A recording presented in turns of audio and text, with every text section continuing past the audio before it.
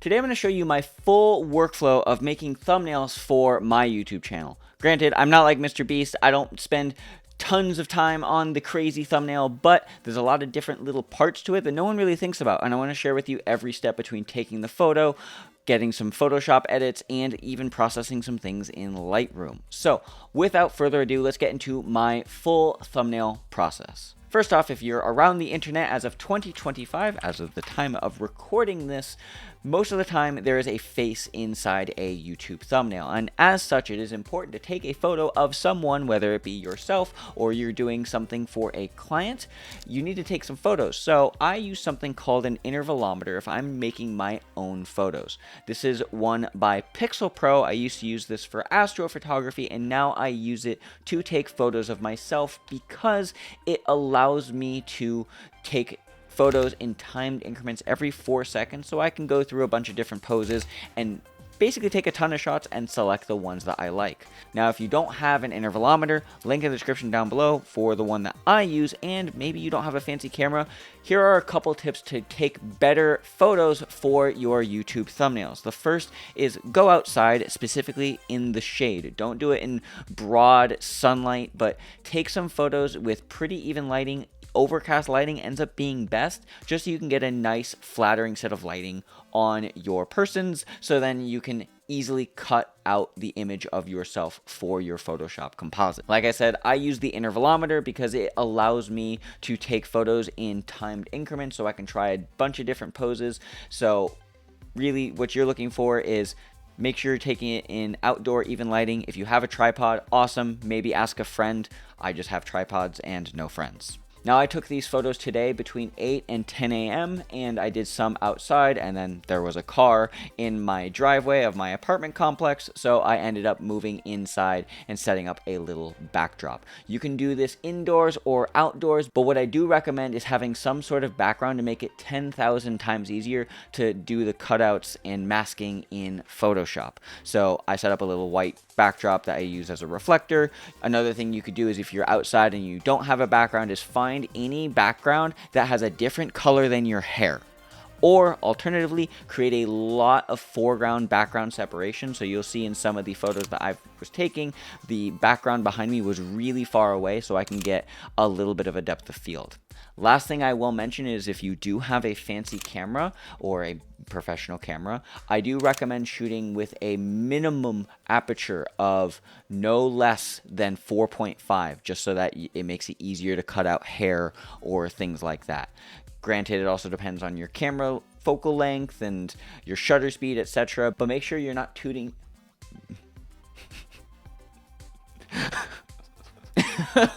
But make sure you're not shooting too shallow, so it makes it harder to do your Photoshop work later. Generally speaking, the camera settings that I like to use whenever I'm shooting self-portraits is make sure that my shutter speed is at least a minimum of my focal length. So I was shooting on a 50mm lens, which means my shutter speed was 1/50.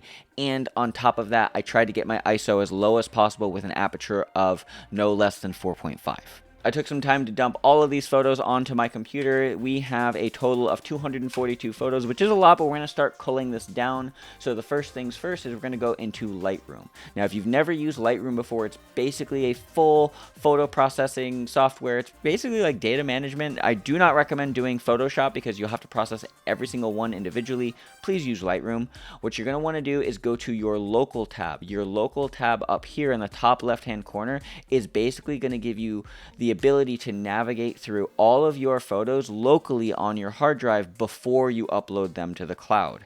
So all that being said, we can see that there's a photo of my neighbor's car and then me trying to take some shots. So the first things first is we need to start culling these. What that means is we need to start rating them and finding the best photos of this. So we can see here, like, this actually is a pretty decent photo. The eye's in focus, the hair has a pretty decent shape. So yeah, this will be one that I would select. So I would hit the 1 key on the keyboard, and then I would use my left and right arrow keys to start going through and finding the photos that I like. So I'm going to go ahead and time lapse that, and when we come back, we'll have all the photos navigated and rated.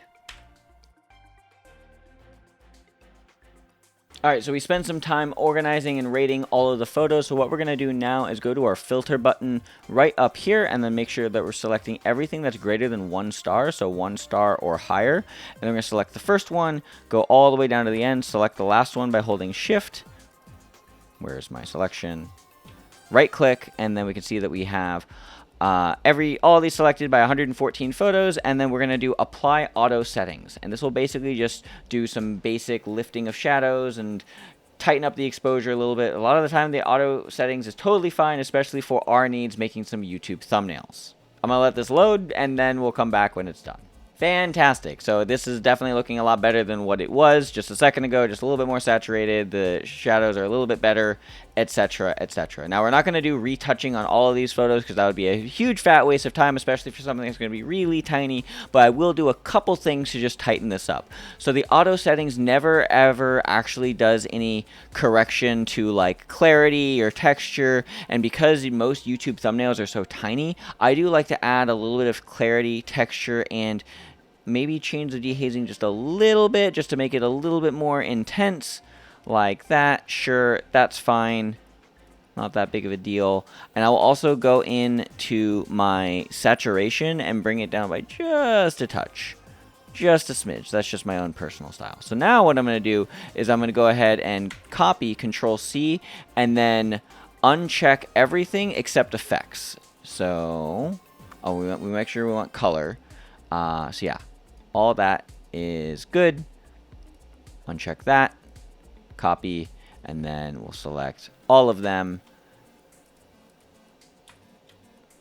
Select all of them, right click, and then where's paste settings? Paste, edit settings. Yes, and we'll do that again. So it's going to add just a little bit of texture and a little bit of clarity. It is doing all the pasting stuff. Give it a second. A few moments later. Fantastic. All right, so now what we're going to do is we're going to right click on these photos, and then we're going to go to export photos, and then we're going to select the export button, because the export button will give us this dialog box, or this, what do you want to do with this? This is what it's asking. So we're going to export these photos, but before we do that, I'm going to set this to full size. Now, most YouTube thumbnails, or actually all YouTube thumbnails, will be 1920 by 1080, but these photos are 7000 by 4000. The reason why I do that is we're preserving as much detail as possible as we crunch it down. This is me being a super nitpicky photographer. You don't need to do full size, but I'm going to do full size because I don't care. We're going to do export photos, and it's going to ask you where you want to save these photos, so let's go ahead and save them somewhere on our computer. I have a habit of making a photo called high res wherever I save these photos, so I'll just save the highest res version, and it's going to export all of those photos now in the highest resolution possible. So once that's done, we're going to jump over to Photoshop and start making a YouTube thumbnail. 6.5 hours later. Alright, so we're in Photoshop and we're ready to start making our YouTube thumbnail. So the first thing we're going to do is click on New File, and we're going to use the standard 1920 by 1080 HD TV preset. We're going to go to Film and Video. We can also see that here, whatever floats your boat. Oh, and I also forgot we are using 72 DPI. You don't really need to worry about anything else. And now we have a blank canvas. Now, before we do anything, what I do want to do is bring in the image that we're going to be making a thumbnail for. So this is for a little YouTube video I'm making for my latest little 3D project, a little axe. So let me grab that really quick. So I have my image right here. I'm going to click and drag and bring this into my canvas for Photoshop, and then I'm going to go ahead and make a text layer. So I'll hit the T key on the keyboard. Now the one big thing that is really important is to make sure that your thumbnail text is not the same thing as your YouTube video. So I'm going to name this video something along the lines of everything I learned making this axe, or something like that. So from here, what I'm going to do is, one, set my text color to white, and then I'm going to go ahead and type, what's something catchy? YouTube is cringe sometimes. Let's just say, it's easier than you think. Cool.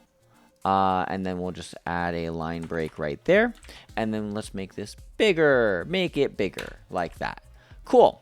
So now the next thing I'm going to do is I'm going to go ahead and take this axe layer. I'm going to hit Control J to duplicate it, and then I'm going to go ahead and put it on top of the text. Now this is just a style thing that I like from a graphic design standpoint. I'm going to hit the W key and then hold left click on my selection tools until I get to my object selection, and then I will go ahead and select subject right here.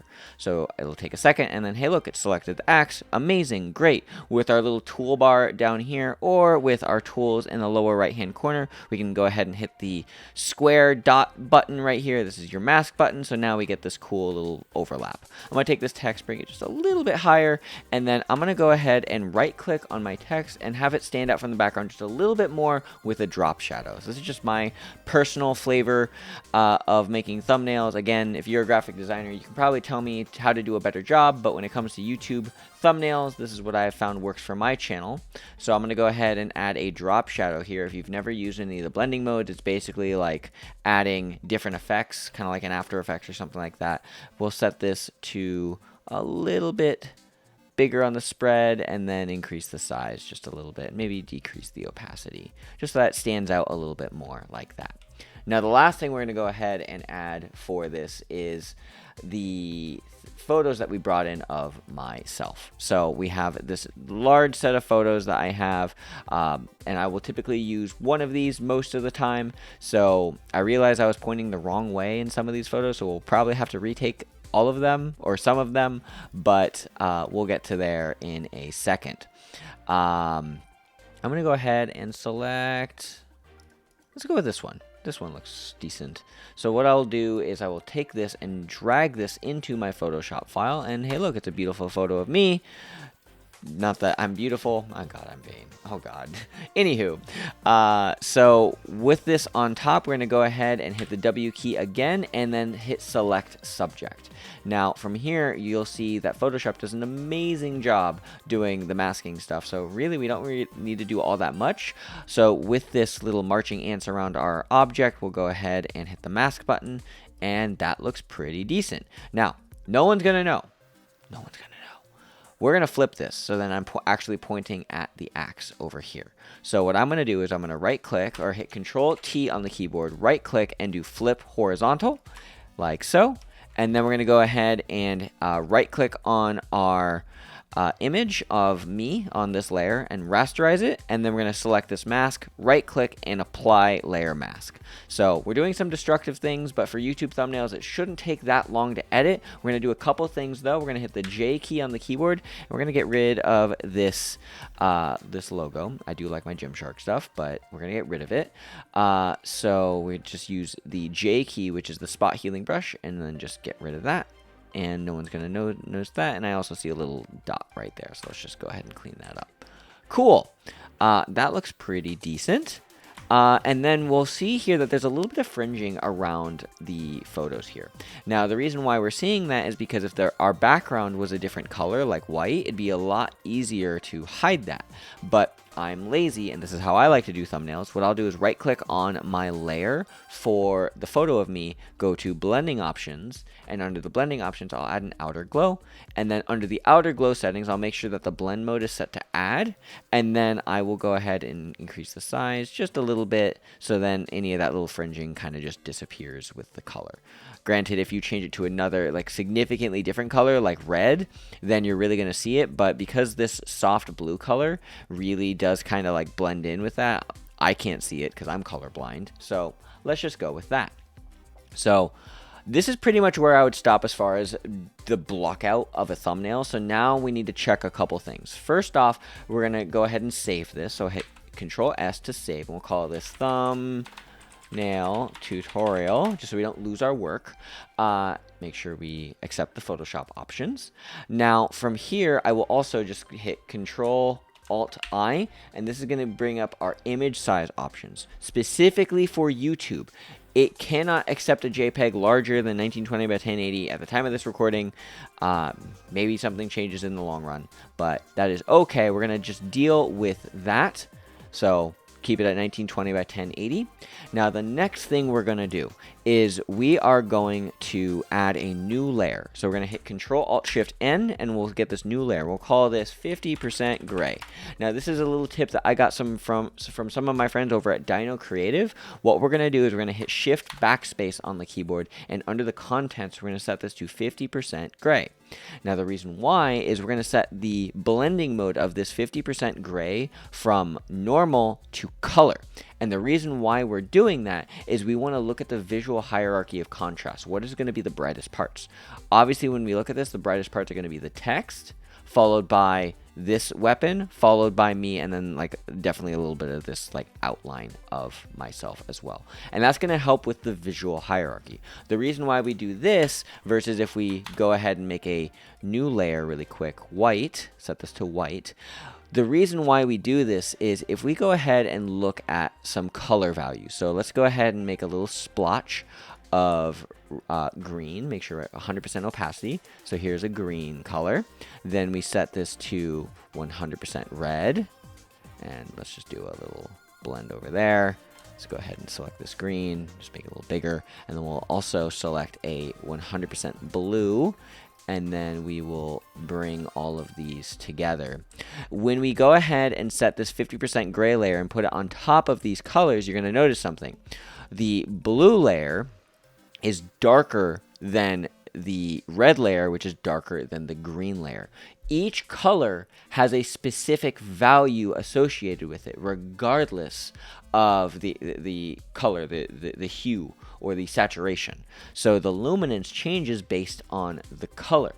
And the reason why this is important is this is going to give you this 50% gray layer, because the blending mode color, it is stripping out all of the color without changing the luminance value. Versus if we were to go ahead and just add a new adjustment layer and set this to black and white, the value of the red and the green look very close. Versus with the 50% gray layer, we can very clearly see that this 50% gray is a better representation of the color's value. Now, why is this important for YouTube thumbnails? Well, if we wanted to look at additional layers of contrast in this image, let's say looking at skin tone, having that 50% gray layer will help us visualize like what is going to be brighter. And this face does look a little bit brighter than if we were to look at just the black and white adjustment layer. So that's the first thing I look at once I'm getting close to finishing a thumbnail. The next thing I do when it comes to making my YouTube thumbnails is I will go ahead and add my artboard tool, and I will go ahead and make a new artboard. So I will set the width to from 1920 to 1080, hit enter, and then I will go ahead and drag and make sure that this fits the entire screen like so. So now we have an artboard for our graphic. Now the reason why this is important is now from here I can go ahead and take this artboard and then hit Control J and duplicate it. So now we have a second artboard, and this artboard, board 2, we can change the text. And the reason why this is important is YouTube, as of 2025, allows you to do 3 different types of thumbnails. So you can do A/B testing. So with this, we can change this text to, I don't know, something else that we might think would be catchy. This could be like hard surface modeling, like that. Sure, we could just hard surface weapons, actually. Cool. And then from here, let's say we want to do one other thumbnail. We'll hit Control J on this artboard. We'll call this artboard 3, and we can do something completely different. So we have these 3 different thumbnails, and then with this last one here, we can go ahead and delete that photo of me, and we can maybe try a different photo, like this one. Sure. Bring this into Photoshop. Put this where we think it belongs. Maybe make it just a little bit bigger, like that. And then we'll hit the W key, select subject. From here, we can go to our mask button, mask that out, and then we can go to the other artboard right here, right click, and copy layer style. Go up to the new layer that we just added, right click, and right click over here, paste layer style. And now we have 3 different thumbnails to test from for YouTube. The very last thing that we do here, or at least that I do whenever I'm making my YouTube thumbnails, is I save it and I export it and I get it ready for the internet. So I hit Control Alt Shift W, or you go to File, Export, and then Export As, and we're going to set this as a JPEG. So we can see here that our export settings, we have our different artboards. We'll go ahead and format this to JPEG, set it to high, scale 100%, 1920 by 1080, perfect, awesome. Export, and then we'll put this in a new folder. We'll call this Thumbnail Axe Tut. Amazing, they saved. I did realize they were saved as artboards, so we're just going to go ahead and rename them really quick. Control Alt Shift W again, export. We can see here that the names are obeyed in that section right there, and then go to select folder and export. And now we have a beautiful set of thumbnails right here. Amazing, cool. So we have our thumbnails. You can see all the thumbnails I've made over the last year, and we have our awesome thing that we can post to the internet. So that is basically my entire process for making YouTube thumbnails. I hope you enjoyed this video and that you learned something. If you did, let me know in the comment section down below. If you have questions, comments, concerns, whatever else, comment section is down there for that as well. And I will leave you with the final tip, as always, 1 gram of protein per pound of body weight. Goodbye, my friends. Bye.